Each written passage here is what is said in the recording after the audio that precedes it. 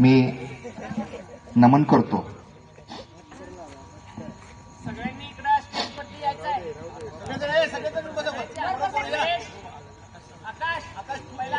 आज या जयंतीनिमित्त शिवस्फूर्ती प्रतिष्ठानच्या वतीनं सर्व इथं आपल्या इथं शिवाजीनगरचे वासीय नागरिक, माता भगिनी आणि शिवस्फूर्ती प्रतिष्ठानचे सर्व कार्यकर्ते इथे जमलेले आहेत. त्यांचं मी प्रथमतः मंडळाच्या वतीनं आभार मानतो, धन्यवाद देतो. महाराजांच्या कीर्तीबद्दल बोलावं आणि बोलण्यासारखं इतकं आहे की कुठून सुरुवात करावी हा प्रश्न पडतो. तर सन्माननीय महाराज छत्रपती शिवाजी महाराज यांचा जन्म 19 फेब्रुवारी 1630 रोजी शिवनेरी किल्ल्यावर, पुणे जिल्ह्यातील शिवनेरी किल्ल्यावर येथे झाला. बऱ्यापैकी काळ त्यांचा आईच्या सानिध्यामध्ये गेला, कारण वडील विजापूर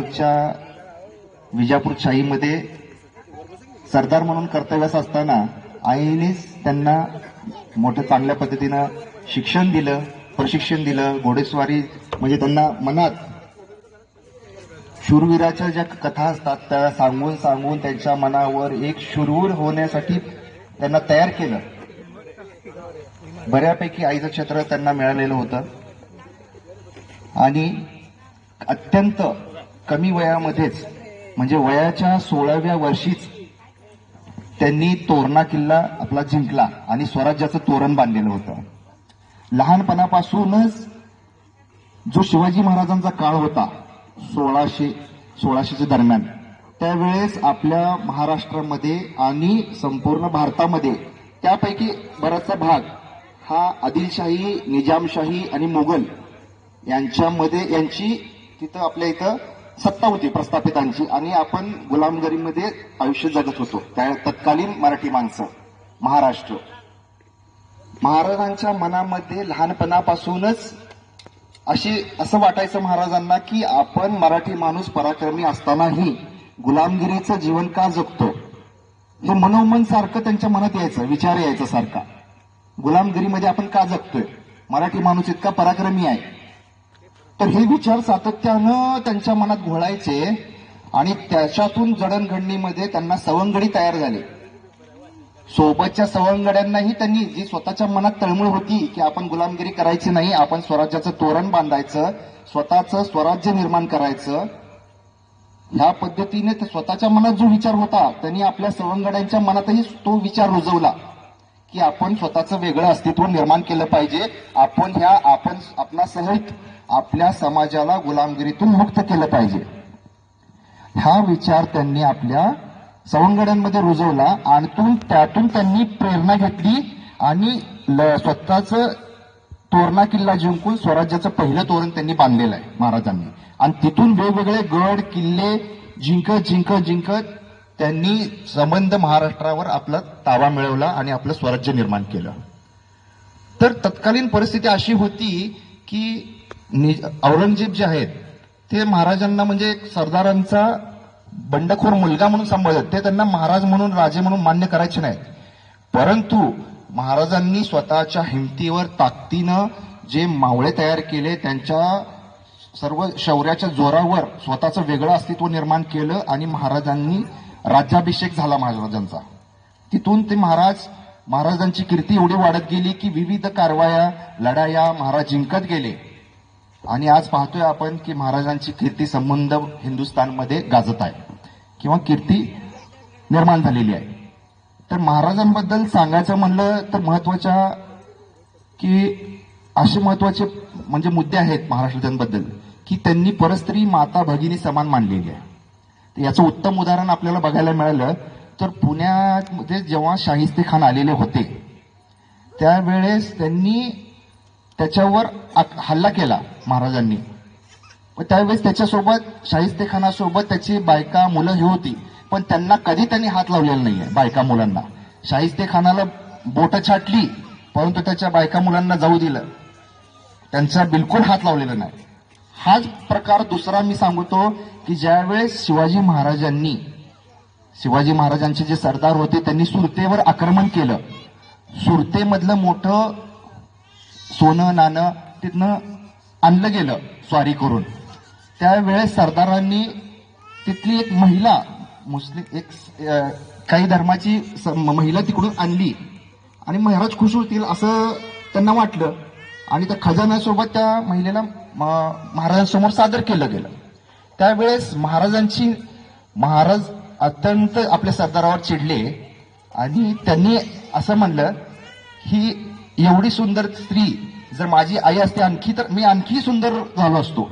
पण त्या महिलेकडे बघण्याचा दृष्टिकोन महाराजांचा की ती आई म्हणून तिच्याकडे बघितलं आणि त्यांनी त्या सरदाराला सुनावलं खडे बोल की माझ्या राज्यामध्ये कुठल्याही माता भगिनींचा अपमान होणार नाही आणि त्या महिलेची ओटी भरून तिला मान सन्मानानं तिच्या घरी पोहोचवलं. म्हणजे इतकं महाराजांचे विचार उच्च दर्जाचे होते. महिलांचा आदर, महाराजांच्या राज्यामध्ये न्याय, समता, बंधुता या सर्व गोष्टी अंमलात आणलेल्या गेल्या त्या तत्वानुसारच त्यांचं राज्य चाललं गेलेलं होतं. म्हणजे सुमारे 350-400 वर्षापूर्वी या गोष्टी होत्या. त्याच न्याय, समता, बंधुता या गोष्टी ज्या महाराजांच्या राज्यामध्ये चालत होत्या त्याच आज भारतीय राज्यघटनेमध्ये नमूद केले गेलेले आहेत आणि त्या भारतीय राज्यघटनेनुसार आपलं राज्य चालतंय, देश चालतोय भारतचा. म्हणजे महाराजांची दूरदृष्टी किती होती हे आज आपल्याला पाहायला मिळते. महाराजांच्या अंगी असलेले गुण, शौर्य, साहस, संयम या सर्वच गोष्टी अत्यंत महत्वपूर्ण आणि उल्लेखनीय आहेत. त्यांच्या विचारांचा किंवा कार्याचा काही जरी भाग आपल्या आजच्या तरुणांनी जर अंगीकारला तर आपल्या समाज, त्या व्यक्तीचं कुटुंब हे अत्यंत म्हणजे प्रगत होईल असं एक माझं वैयक्तिक मत आहे. त्याचप्रमाणे हे आपले पुरंदरच्या भेटीवेळी ज्यावेळेस अफजल खानाला महाराज भेटायला गेलते पुरंदरच्या किल्ल्याच्या पायथ्याशी, त्यावेळेस महाराजांनी आपल्यासोबत जीवा महला आणि संभाजी कावजी यांना सोबत घेतलं होतं. एवढं अफजल खान एवढा बलाढ्य असताना जीवा महला आणि संभाजी कावजीच का निवडले?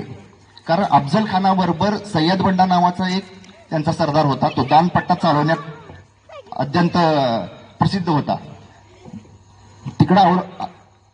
त्यामुळे महाराजांनी आपल्याकडं जीवा महला यांना घेतलंय. का जीवा महला सुद्धा दानपट्टा चालवण्यात एकदम एक्सपर्ट होते, प्रसिद्ध होते.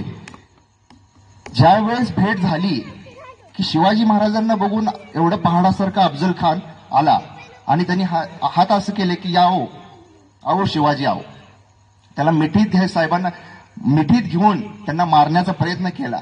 पण ही गोष्ट सगळ्यांनाच माहिती आहे. पण परत सांगण्याचा माझा महत्वाचा उद्देश असा आहे की ज्यावेळेस त्यानं धोकादारी केली, औरंगजेबानं पाठीत खंजीर खुपसण्याचा प्रयत्न केला, त्यावेळेस महाराजांनी वाघ नखांनी त्याचं अफजल खानाचं पोट फाडलं. त्या दरम्यान सय्यद बंडानं महाराजांवर दानपट्टा चालवला होता वाघ नखा मारण्याच्या पूर्वी. त्या 1 सेकंदामध्ये जर जीवा महला थांबला असता तर काय झालं असतं आपण विचार करा. म्हणजे त्याच्या महाराजांच्या सरदारांनी किती काळजी होती महाराजांची, इथं हे नमूद करावं असं वाटतं मला. म्हणजेच जो अफजल खान आपल्या एरियात आपल्या मुलुकामध्ये आला होता पुरंदरच्या प्रतापगडाच्या पायथ्याशी, तरी महाराजांनी तिथं विश्वास ठेवलेला नाही. महाराज सर्व तयारीनिशी गेलते, त्या तयारीनिशी गेलते आणि अफजल खानानं महाराजांचा विश्वासघात केला. यावरून आपल्याला एक इथं धडा शिकायला मिळतो की कोणावरही अंधविश्वास ठेवायचा नाही. आपण सर्व तयारीनिशी प्रत्येक गोष्ट तयारीनेच करायची असे महाराज होते. महाराजांनी आणि आणखी एक गोष्ट इथं मला नमूद करावीशी वाटते. तुम्ही बघा, महाराजांनी प्रत्येक कार्यादरम्यान किंवा लढाई दरम्यान एक माणूस रिपीट केलेला नाही. प्रत्येक मोहिमेवेळी त्यांचे तिकडे तुम्ही पन्हाळा गडावर गेलं तर तिकडे बाजीप्रभू देशपांडे आहेत, दुसरीकडे गेलं तानाजी मालुसरे आहेत कोंढाण्याला. अशा प्रत्येक मोहिमेवेळी प्रत्येक त्यांचा सरदार वेगळे होते आणि प्रत्येक त्यांची कृती वेगळी होती. म्हणजे अफजल खानाचा इथं वध केला त्यांनी, तिकडं तह केला मिर्झा राजांशी. म्हणजे प्रत्येक वेळेला त्यांची कृती वेगळी होती. याचं म्हणजे त्यांची दूरदृष्टी आणि त्यांचं शौर्य पराक्रम, त्यांनी शत्रूला समजू देत नव्हते की ह्यांनी आता कुठली चाल करणार आहेत. म्हणजे अशा पद्धतीनं महाराजांनी त्यांचं अत्यंत महाराजांना कमी कालावधी मिळालेला, पण त्या कमी कालावधीमध्ये त्यांनी अखंड हिंदुस्थानवर त्यांची छाप सोडलेली आहे कार्याच्या आणि विचारांच्या माध्यमातून. त्यामुळे महाराजांचा आदर्श आजच्या समाजाने आपण घेतोयच, मोठ्या उत्साहानं आपण जयंती साजरी करतोय. वरच्यावर आपण चांगल्या पद्धतीनं ती अजून चांगल्या पद्धतीने करण्याचा विचार करतोय. आणखी एक, आता सगळे आपल्या घरातलेच असल्यामुळे थोडंसं आणखी एक उदाहरण मी ऐकलेलं थोडंसं बोलावं असं वाटतं मला. आपल्या घरातलेच असल्यामुळे थोडंसं फ्री बोलतो मी, की मला वाटतं नितीन बानगुडे साहेबांचं एक भाषण ऐकल्यासारखं वाटतंय मला, की काही गुंड एका स्त्रीच्या मागे लागलेला असतात. ती पळत असते. ती वेगानं त्वेषानं धावत असते. अंधार रात्री कोण तिची मदत करायला नसतं त्या स्त्रीच्या.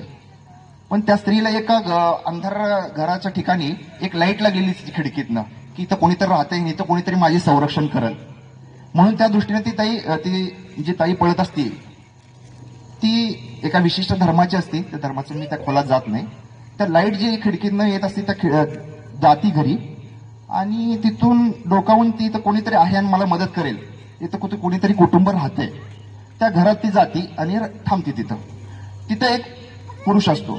तो म्हणतो, तुम्ही माझ्या घरात याचं कारण काय? तर सांगते कहाणी की असं काही लोक माझ्या मागे लागलेले आहेत, मी जीवांच्या आकातानं इथं तुमच्या घरात लाईट लागली होती आणि मी इथं आले. तर तो पुरुष म्हणतो की बाबा तुम्ही माझ्याच घरी का निवडलं, माझं घर का निवडलं? पण मी पण पुरुष आहे, त्यांच्यासारखा पुरुष आहे, माझ्या मनात काय पाप विचार येऊ शकतो, तुम्ही माझंच घर का निवडलं? तर त्यावेळेस ती ताई अशी म्हणती, ज्यावेळेस तुमच्या घराची लाईट लागलेली होती खिडकीतनं, त्यातनं मी आत डोकवलं, तर त्या खिडकीतनं मला छत्रपती शिवाजी महाराजांचा फोटो दिसला, आणि छत्रपती महाराजांचा फोटो दिसल्यामुळे मी तुमच्या घरात पाऊल ठेवला.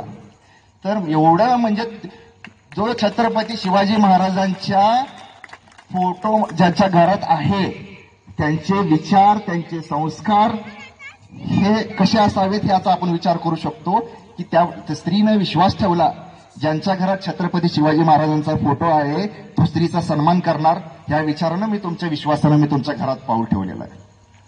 असे छत्रपती महाराजांचे विचार हे जर प्रत्येकाने अंगीकारले, आजच्या स्त्री असतील पुरुष असतील, ह्या सर्वांनी एकमेकांचा आदर केला आणि 18 पगड जातींना महाराजांनी सोबत घेतलंय, त्यांनी धार्मिक भेदभाव कधी केला नाही. तुम्ही विचार करा, शिवरायांसोबत जे त्यांचे अष्टप्रधान मंडळ होतं किंवा सरदार होते, हे सर्व जाती धर्माचे होते. महाराजांनी प्रत्येकाला वेगवेगळी आपल्या आपल्या जबाबदारी दिलेली होती. त्यांनी कधीच जातीचा भेदभाव केलेला नाही, सर्वांना समान मानलेला आहे, समान जबाबदारी दिली. त्यामुळं महाराजांच्या अनेक गुण आहेत, शेकडो गुण आहेत महाराजांच्या इथं, म्हणजे त्यांच्या अंगी. त्या गुणांपैकी आपण एखादा दुसरा गुण जरी आपल्या अंगीकारला आजच्या तरुण मुलांनी किंवा आपण सर्वांनी, तर निश्चितच त्या व्यक्तीचं आणि त्या समाजाचं भलं होईल असं मला वाटतं. तुम्ही मला बोलायला संधी दिली शिवस्फूर्ती प्रतिष्ठानच्या वतीनं, त्यामुळे मी सर्वांचे इथं आभार मानतो. धन्यवाद. धन्यवाद बनकर साहेब.